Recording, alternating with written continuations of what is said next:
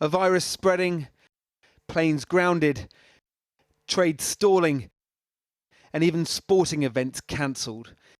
Inevitably, markets are tumbling, but the sell-off has turned into the worst week since the global financial crisis more than a decade ago. Smiles for the starting bell in New York, but share prices slumped seconds later. A week ago, they were at an all-time high. What's the stock? And in London, the 100 biggest companies are worth a staggering £210 billion less than they were just 7 days ago. How many are you trying to sell? I'd say this is probably the most dramatic week I've seen since my time here in the markets. That bad? Yeah. What trading floors in London say they're witnessing is worldwide contagion. Well, we've really seen investor panic grip into markets across the world. We've seen the biggest points drop in the Dow in its history. We've seen $3 trillion wiped off global markets within a week. And it's not just the equity markets. This is extended into other markets as well. We've seen a major slump in the oil markets. It's now in correction territory. Correction territory. Trader talk for a drop of 10%. And she's talking about oil, one of the world's most in-demand commodities. The last time markets behaved like this, the 2008 financial crisis. This is another black swan event, something that no one could have predicted, and that's why we're seeing a lot of panic in the markets, and the risk is that that does extend into a recession. And there are no reassuring words coming from global institutions. We are likely to downgrade our growth projections for the world. In Geneva, he should be setting up, not stripping down. But the motor show has been cancelled. 600,000 visitors and hundreds of car manufacturers told, stay at home. Fear, as much as the effects of the virus, is stalling trade and tourism and sending the markets into retreat. There's only so far stocks and shares can slide before the question gets asked, do governments and central banks need to kick in and take some action? In the US, there's already speculation that the Federal Reserve might be getting ready to cut interest rates. Possible pressure then for the Bank of England to follow suit. But interest rates are already very low. So low, there's not much further for them to go. So how much of an effect will any more cuts actually have? Rates are zero or negative in some countries, so they don't have much room for maneuver. Yet markets expect central banks to come out, cut rates and reassure investors that everything is fine. But the kind of policy that will be more helpful and more effective in this situation is fiscal policy, more targeted measures to help those companies, those areas that are mostly affected. Those targeted measures in China include extending large state loans to companies to keep them afloat. Tonight, the government here said they are well prepared for any effect coronavirus may have on the UK economy. Investors appear less confident, though, and neither have a crystal ball. Well, the first British death, the first cases in Northern Ireland and Wales. Boris Johnson has said tonight that coronavirus is the government's top priority. He said he'd discussed the UK's preparedness with the Health Secretary and the Chief Medical Officer, but he won't be chairing an emergency Cobra meeting until Monday. The reach of the virus is spreading fast, with nearly 60 countries reporting cases. The World Health Organization says it could reach most, if not all, countries. Today, Nigeria, New Zealand, Lithuania, Mexico and Iceland all reported their first cases. Now, most of the people who have died of the infection have been in mainland China, with nearly 3,000 deaths. Outside China, Iran, South Korea and Italy have had the most victims. Here, 20 people have now been diagnosed with the illness, 4 more in the past 24 hours. Here's our health correspondent, Victoria MacDonald. In the aftermath of the coronavirus epidemic, whenever that is, experts will look to what happened on the Diamond Princess cruise ship and ask what lessons could be learned. So far, 6 people who were on board have died, including 1 Briton who has not yet been named, while more than 700 passengers and crew contracted COVID-19. There have been scathing reports about the quarantine measures, of officials sent to investigate as it was docked in Yokohama themselves falling ill, and of inadequate testing. But there will be lessons learned across the globe. Today, the World Health Organization said 49 countries have now reported cases. Our epidemiologists have been monitoring this development continuously, and we have now increased our assessment of the risk of spread and the risk of impact of COVID-19 to very high at global level. This is a message from the WHO that says, wake up, get ready, this virus may be on its way and you have a duty to your citizens and to the world to be ready. Perhaps a message too to Iran, where there is concern that the numbers infected and dying are far greater than officially claimed. They have now closed the parliament, and in the Shia holy city of Qom, the centre of the outbreak, they're using what one source told us were chemical defence vehicles from the Iran-Iraq war of the 1980s, this time to disinfect against this virulent virus. Until this moment, taking into account the previous day's numbers, 388 people have been confirmed to have COVID-19 in the country. Unfortunately, 34 people have died from this disease as of today noon. Some sources, however, have told us that the death toll is far higher. And that is worrying. Already 97 cases have been exported from Iran to 11 countries.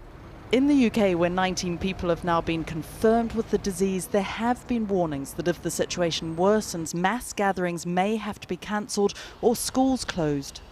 In any pandemic preparation, the government has to walk a fine line between protecting the public and the social consequences. So the London Underground, for instance, it does feel sometimes like a hotbed of germs. But if you closed it down, how would NHS staff get to work? The NHS is preparing and details are slowly being released, but in an extraordinary interview, the MP for City and Westminster today revealed that contingency plans in London include opening a morgue in Hyde Park in tents. Noticeably absent has been the Prime Minister until today, when, perhaps responding to criticism, he first called an emergency Cobra meeting, though not until Monday, and then tonight, asked about the death from the Diamond Princess, he said this. I think it was, we were following the best medical advice, and we regret any, we very much regret the loss of life of the individual concerned, but we think that the best thing to do is not to move people around too much in the current situation, not to repatriate, unless you can be absolutely sure that there isn't going to be a spread and a contagion to this country. So that's the principle that we're adopting.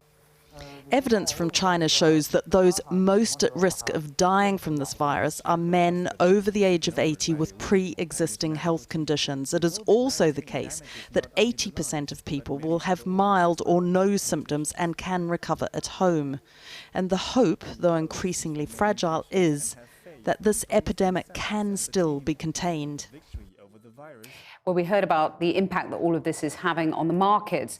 So joining me now from southwest London is Lord ONeill, former chief economist with Goldman Sachs. He served as the commercial secretary to the Treasury in David Cameron's government and published a book, Superbugs: An Arms Race Against Bacteria.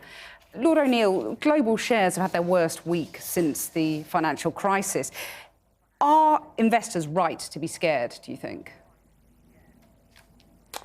Well, if they just spent the last 10 minutes listening to your discussion as I have, I guess there are plenty of reasons to be scared. It's obviously a very troubling and complex situation. I think before I answer any more, I think it's important to remember that from a global economics perspective, this came at an extremely unfortunate time, because we were just in December, January, seeing some signs of vague stabilisation of the world economy after what had been a somewhat worrying weakening throughout 2019, with China already at the heart of that weakening, and some countries that are economically so successful at benefiting from China's rise, such as Germany here in Europe or Japan in Asia, South Korea as well, already suffering from that. So this from an economic perspective is particularly unfortunate.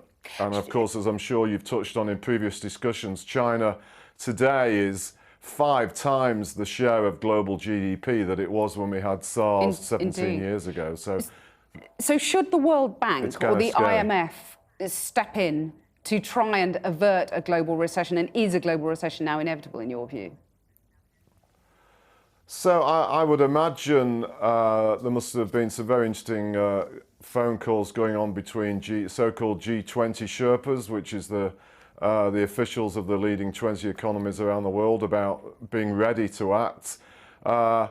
It's not clear to me, and I heard one of your previous speakers, it's not clear to me what cutting interest rates would do in the slightest for a situation like this, and indeed partly linked to other challenges of our time, but particularly issues to do with equality and both actual and perceptions of it.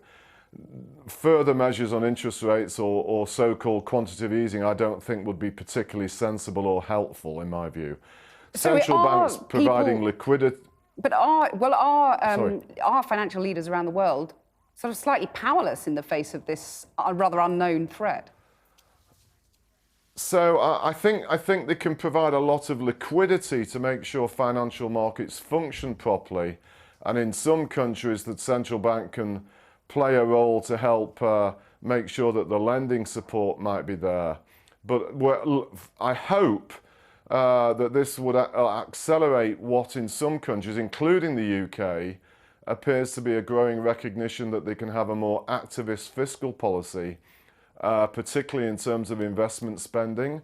And I think whether it be here, Germany or China, to name just three really important places, the case for having a more aggressive domestic fiscal policy response is very clear to me, and I hope that's what now happens. So governments piling in and investing more by borrowing more?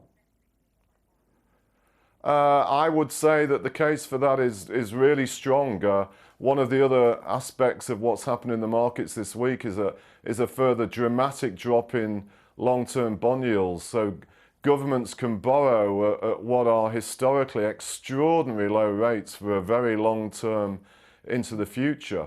And so if there were a time to do things like that, to invest in infrastructure, many of the topical things that you have on your program every other night, and other ones as well, this is a particularly opportune time to perhaps even be more ambitious about those things than they might have been thinking just 2 or 3 weeks ago, in my view. You had your hands on the levers of power in government. From the outside now, looking in, do you think the government has a grip of this crisis? Do you think it looks like they do? Well, it's very difficult to try and pretend to have a expert view on anything like this, particularly if you're not an infection specialist. But what I would say in their defence so far, and I look at all sorts of numbers about this every day, so far the infection rate in the UK is still very low relative to countries that we might regard as our peers. For example, in France, I think there's close to, if not more than twice as many recorded infections. Germany, even more than that. So far we seem to be doing okay, and I think, as has been discussed also earlier, where the centre of the spread here has been indicated and recognised pretty quickly.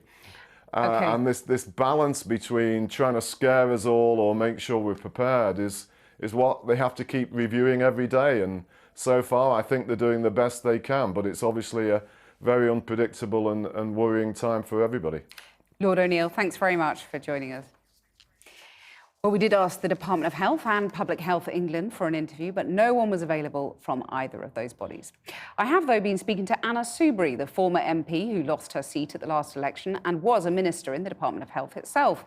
I began by asking her about whether she was surprised that the Prime Minister hadn't yet chaired a meeting of Cobra about the coronavirus. I wish I could say that I was surprised, but I'm afraid I think this is absolutely in the character of Boris Johnson. And I think he has a pitiful understanding of the realities of how people are looking at this problem, how they need guidance, how we need to make sure that our NHS is prepared. And he needed and should have got a grip on this, and his government should have done the same some considerable time ago. The government says that weekly meetings of Cobra have been happening. They just haven't involved the Prime Minister, and that Public Health England is meeting with the relevant departments. So they're saying a lot is going on behind the scenes, and perhaps to do more in public would panic people, wouldn't it? No, it's not about doing things in public, do forgive me. It's about making sure that you handle what is undoubtedly a very serious situation. Cobra is the most, as I know, because I have been involved with Cobra when I was a health minister and when I was a business minister. What it does is it brings the people that should be brought together at the most senior level. It literally either sits them around the telephone or at the same table, and it gets a grip of the situation and it sorts out the messaging. And one of the really important things in this whole circumstances is the lack of good communication with people, so that too many people are panicked, they are worried, and they need to be given good, sensible, easily accessible facts and advice. And then that begins to calm everything down at the same time as you're making sure that all the other pieces of the jigsaw that you need to get in place, the NHS, social services, all those things are being done. Should the government have moved to repatriate the British citizens on board the Diamond Princess cruise ship earlier, do you think? Of course he should. And what about Tenerife and what is happening there? In the area where I live, in the East Midlands, we have schools who are providing conflicting information to parents. And when people start to get that information, as they do, on the internet, through social media sites, then with all sorts of other information and misinformation, understandably, people don't know what to believe, and they are worried and they are panicked. Anna Soubry speaking to me earlier. Well, President Trump has predicted that one day the coronavirus will disappear, claiming it's like a miracle. But other US officials have warned the country should prepare for significant disruption to everyday life. So let's go live now to our Washington correspondent, Siobhan Kennedy. Siobhan, explain, please. Well, Kathy, you only have to look at the screens here, the red screens, to understand what's going on. Americans have clearly gone into panic mode. Investors are listening to the news of new, fresh viral outbreaks around the world, and they're listening to companies like Apple, Microsoft and Amazon, who are warning that demand is falling, that supply chains are already beginning to clog up, and that will hurt their profits. And if it does, that will affect the health not just of the US economy, Kathy, but the whole of the global economy. And that is why we're seeing the Dow Jones and other big stock markets here continuing to tumble today. They are on course, of course, for their worst weekly performance since 2008. Of course, the man who woke up this morning probably choking on his cornflakes when he saw the red screens was Donald Trump. We know that he has staked the success of his future re-election campaign on the strength, the health of the American economy. So if that begins to falter, so too could his campaign, particularly if there is a sense that he and his administration simply have not done enough to combat the threat of the virus soon as enough, which is what he's being criticised here for. That is why he has taken to Twitter today to criticise the Democrats for trying to politicise, he says, the virus story. And it's why his chief of staff, Mick Mulvaney, speaking at a conference today just outside DC, tried to suggest that journalists were only covering the story of this global virus outbreak because of the damage they thought it could do to President Trump. Let's hear what he had to say. The reason you're saying so much attention to it today is that they think this is going to be what brings down the president. That's what this is all about. I got a note today from a reporter saying, what are you going to do today to calm the markets? And I'm like, really, what I might do today to calm the markets is tell people to turn their televisions off for 24 hours. Well, administration and he there, you could hear clearly trying to play things down, but the disease experts here are still continuing to say that a further outbreak is inevitable. As for a vaccine, scientists here are saying, yes, that the work is underway, but it will take at least a year to a year and a half, Kathy, before that vaccine will be able to be used for widespread inoculations. And that is another thing that the markets here really do not like, that there is no sense of an end to this crisis. Siobhan, thanks very much.